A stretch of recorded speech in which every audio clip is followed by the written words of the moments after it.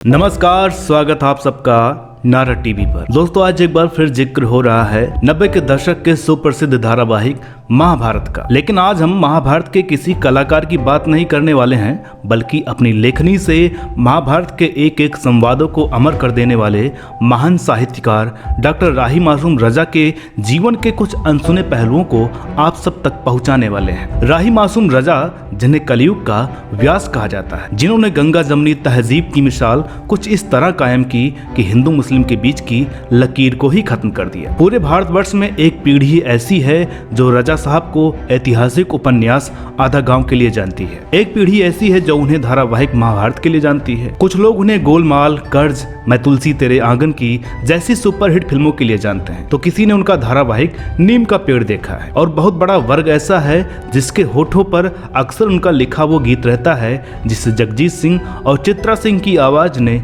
अमर कर दिया था। वो गीत था, हम तो हैं परदेश में, देश में निकला होगा चाँद। रजा साहब ने उपन्यास लिखे, कहानियां लिखी, फिल्मों के गाने लिखे, स्क्रीन प्ले से फिल्मों को सजाया, डायलॉग लिखे, यानी करीब करीब लेखन की हर विधा में अपनी कलम से असर पैदा किया। सोचकर देखें तो ताज्जुब होता है कि ये सारे आयाम और ये सारे काम किसी एक शख्स के हैं, उस करिश्माई शख्स के जिसकी कलम ने उसे आज भी पूरे हिंदुस्तान में जीवित रखा है, उस शख्स के जिसने जिस चीज पर हाथ रखा वो कामयाबी की भाषा में सोना हो गई। रजा साहब खुद को गंगा पुत्र कहते थे क्योंकि उनका जन्म उत्तर प्रदेश के गाजीपुर में हुआ था। साल 1927 की बात है। उत्तर प्रदेश के गाजीपुर में राही मासूम रजा का जन्म हुआ था। इनकी प्रारंभिक शिक्षा दीक्षा यहीं पर संपन्न हुई। बचपन में बीमारी के चलते इन्हें पढ़ाई छोड़नी पड़ी थी। दरअसल इन्हें 11 साल की उम्र में टीबी हो गई थी और उस जमाने में टीबी का कोई इलाज भी नहीं था। बीमारी के बीच उन्होंने घर में रखी सारी किताबें पढ़ डाली। उनका दिल बहलाने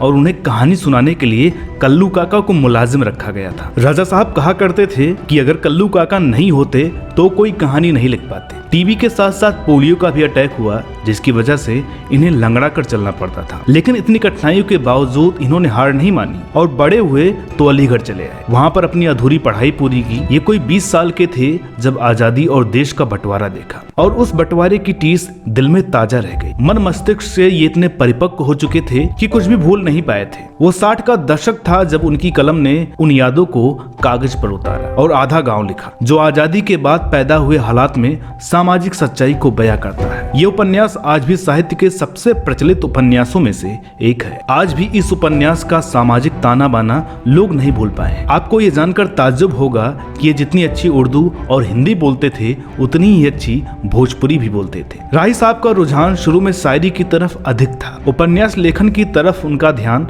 बाद में गया। 1967 के आरंभ में ही राही साहब मुंबई चले आए, जहाँ शुरू में उन्हें काफी मुश्किलों का सामना करना पड़ा। फिल्मों से तो उन्हें शुरू से प्यार था। जब वो अलीगढ़ में पढ़ाई कर रहे थे वो लगातार लाइन से फिल्में देखा करते थे। वो एक फिल्म को लगातार 2, 3, 4 शोज में देखते थे। उनके पास एक कलम और नोटबुक रहती थी जिनमें वो उसे नोट कर लिया करते थे। जाहिर है कि उनके जहन में ये विचार जरूर आया होगा कि एक दिन उन्हें फिल्मों में जाना है। उन्हें मुंबई में खासा स्ट्रगल करना पड़ा। ऐसे में 2 साहित्यकारों ने उनकी बहुत मदद की। एक थे धर्मयुग के संपादक धर्मवीर भारती और दूसरे सारिका के संपादक कमलेश्वर जी। इन दोनों ने इनको बहुत सहारा दिया। जिस वक्त उनकी आमदनी का कोई जरिया नहीं था, ये दोनों उनको कहानी लिखने का एडवांस पेमेंट दिया करते थे ताकि उनकी रोजी रोटी चल सके। इन लोगों ने ही उन्हें फिल्मों के कई निर्माता और निर्देशकों से भी परिचित करवाया। बाद में उनकी B.R. चोपड़ा और राज खोसला जैसे फिल्मकारों से दोस्ती हो गई और वो उनसे फिल्में लिखवाने लगे। कुछ ही दिनों में राही साहब की गिनती मुंबई के चोटी के पटकथा लेखकों में होने लगी। 70 के दशक में उन्होंने कई कामयाब फिल्में लिखी। 1977 में रिलीज फिल्म अलाप में उन्होंने कहानी और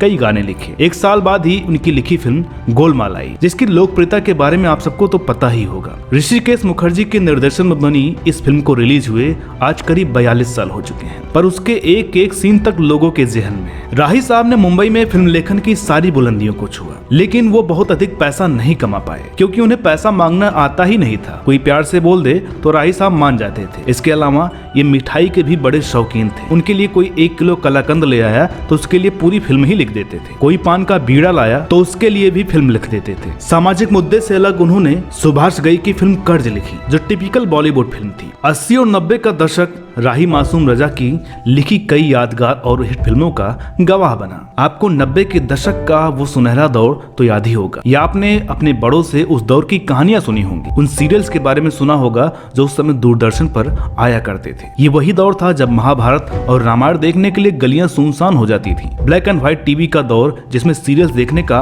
अलग ही मजा होता था। और महाभारत को टेलीविजन पर उतारने वाले थे दो साहित्यकार, पंडित नरेंद्र शर्मा और राही मासूम रजा। भारत के लोगों ने महाभारत की कहानी सुनी जरूर थी, लेकिन राही मासूम रजा ने उसे घर घर में पहुंचा दिया। शुरू में जब बी.आर. चोपड़ा ने उन्हें महाभारत लिखने का प्रस्ताव दिया तो उन्होंने उसे अस्वीकार कर दिया, लेकिन पता नहीं कैसे ये बात समाचार पत्रों में छप गई। जब बी.आर. चोपड़ा ने घोषणा की राही मासूम रजा महाभारत के संवाद लिखेंगे तो उनके पास पत्रों की झड़ी लग गई, जिनमें बोला गया था कि सारे हिंदू मर गए हैं क्या, जो आप एक मुसलमान से महाभारत लिखवा रहे हैं। चोपड़ा साहब ने वो सारे पत्र राही साहब के पास भेज दिए। बस फिर क्या था, अगले दिन उन्होंने चोपड़ा साहब को फोन किया कि चोपड़ा साहब, महाभारत तो अब मैं ही लिखूंगा। मैं गंगा का बेटा हूँ, मुझसे ज्यादा हिंदुस्तान की संस्कृति और सभ्यता को कौन जानता है। महाभारत की सफलता के बाद इन्हें दूसरा वेदव्यास कहा जाने लगा। 90 के दशक में लोगों ने राही मासूम रजा के कलम से निकली कहानी पर बना सीरियल नीम का पेड़ देखा। पंकज कपूर के अभिनय और जगजीत सिंह के गाए टाइटल गीत ने उस सीरियल को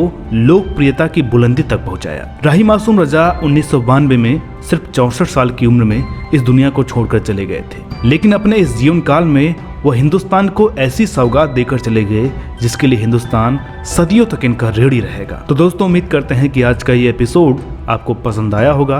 वीडियो अगर आपको अच्छी लगी हो तो लाइक करें, शेयर करें, चैनल पर नए हो तो प्लीज इसे सब्सक्राइब जरूर करें ताकि आपको हमारे आने वाले वीडियोस और पुराने वीडियोस देखने को मिलते रहें। तो दोस्तों, मिलते हैं अगले वीडियो में एक और नई कहानी के साथ। तब तक के लिए नमस्कार।